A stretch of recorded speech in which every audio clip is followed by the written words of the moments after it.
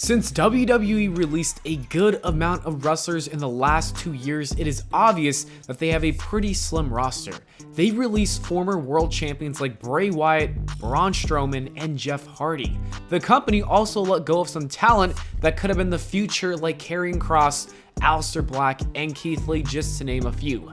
Whether this was done for budget cuts or whatever the case may have been, the reality is that the roster isn't as stacked as it once was. It's even tighter when you consider that they split up the roster because of the brand split. This is why Raw and SmackDown have been struggling with creating 2 or 3 hours of entertaining content. The current wrestlers on their roster just don't have enough depth in their characters, or they just haven't booked too well. In today's video, I'm going to cover 10 wrestlers that WWE should push this year in order to keep the product fresh. Before we do get onto the list, I have one honorable mention, and that is Cesaro. The reason I have him as an honorable mention opposed to being a number on the list is just because I've talked about him getting a push forever, and I don't want to be too redundant and include him on the video like that. Anyways, let's jump right onto the video with number 10, AJ Styles. The first person on the list is AJ Styles. I know that some of you are confused because why should WWE push a 44-year-old in the main event scene? It's simply because AJ Styles still moves around like he's 30 years old. Other than that, the former champion also has credibility. I can see AJ entering the WWE title picture and having another title reign, and I wouldn't even bat an eye. The WWE booked him really strong in the Royal Rumble, and that was enough to show me that he's clearly still got it. Even though his booking has not been the best in the last 2 years, AJ Styles is still one of the best wrestlers in the world right now.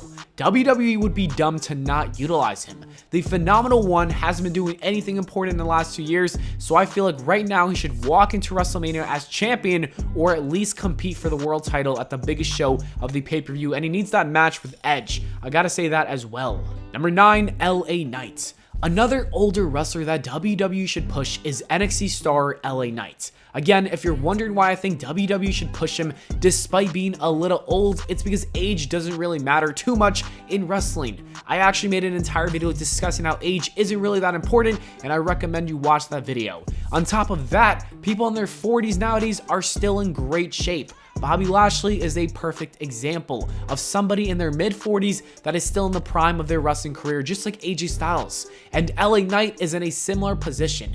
If you've seen his matches in the last couple of years, it's apparent that this man can go in the ring. Other than that, he's also extremely gifted on the microphone and cuts some of the best promos. LA Knight is a perfect wrestler for the WWE machine, and they shouldn't keep him at NXT any longer. Bring him onto the main roster and watch him outperform almost everybody in his way. I don't think he's world championship material yet, but I can see him having a fun mid-card title reign. Number 8, Liv Morgan. The WWE gave Liv Morgan a small push in the ending of 2021 that pretty much ended at Day 1's premium live event. Morgan battled Becky Lynch for the Raw Women's Championship, and she looked incredible. Liv Morgan was completely ready when the opportunity came knocking at her door. In fact, she took that opportunity, and as Rusev would say, she crushed it. 2022 should be the year where she finally becomes Miss Money in the Bank. I think she would be a great winner for this year. While she holds onto that briefcase, she should have interesting feuds and matches to increase her stock, so when she does win the belt, people actually care. I will be thrilled when I see her become a champion one day, and I hope that happens in 2022. Number 7, Apollo Crews. 2021 was a very strange year for Apollo Crews. The WWE basically gave him a completely new character. Along with that change was a push that included an IC Championship title reign. It was easily the best work of his career, and people were beginning to care about Apollo Crews for like the first time in his career. Things looked like they were heading into the right direction for him, and then all of a sudden, the WWE just randomly gave up on his push, and he hasn't really recovered since. Like I said, it was totally random, and I can't really explain what happened. I guess the creative team just forgot about him or whatever. I think it was a stupid move. The WWE should continue to push him this year and pretend like they just didn't forget about him last year, and let's just, pretend like it never happened in the first place. Number 6, Gable Stevenson. Gable Stevenson is one of WWE's next biggest stars. The Olympic athlete has all the tools to become the next Kurt Angle or Brock Lesnar, or kind of a mix of the two.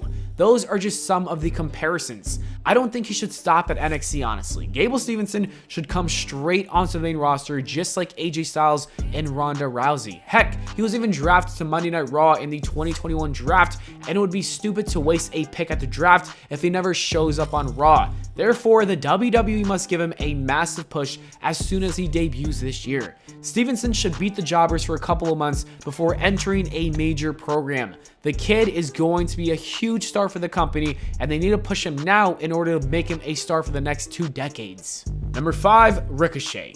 I will never understand WWE not utilizing Ricochet. It literally makes 0 sense. If you've seen his run on NXT, then you should know that he's extremely talented, and Ricochet can honestly pull off some of the most unbelievable moves that I don't think anybody on the roster can match. He's absolutely perfect for the general audience that consists of young fans under the age of 13, and I believe he could be a huge draw for that demographic as well as anyone else, to be fair with you. The WWE should seriously push him in 2022 before he wants to leave the company, because that would be a waste of signing him in the first place. He is not World Championship material, and I don't know if he ever will be, but I do know that he is capable of having an awesome mid-card or tag team championship run. Number 4, King Woods. Although King Woods is currently dealing with an injury, I think the WWE wasn't properly using him before he did suffer from that injury. Before he left, the WWE put him in a feud with the Usos again. It's the same story we've seen from the past, and I don't want to see him keep fighting alongside anyone anymore.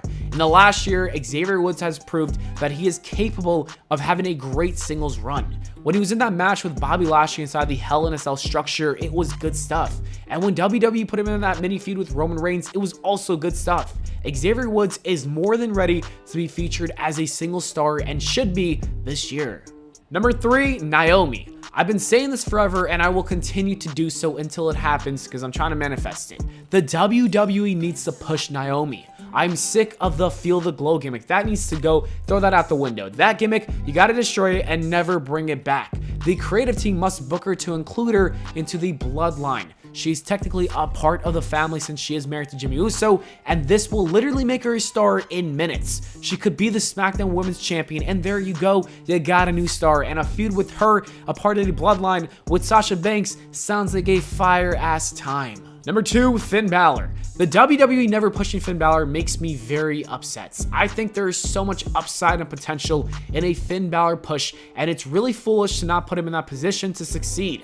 As we saw in both of his NXT runs, Finn Balor can definitely be a top star in any promotion. According to a new report, Vince McMahon just never really understood Finn Balor, and I don't know what's there not to get. He's a good wrestler who can cut legit promos and has a cool demon gimmick that can sell when it comes to merchandise. That's all you need to know, Vince. Finn Balor is only getting older, and I'm sure he's probably going to be wrestling for another 5 years, but I want to see him get that push this year, because if he doesn't get it this year, I don't know if Vince will ever do it.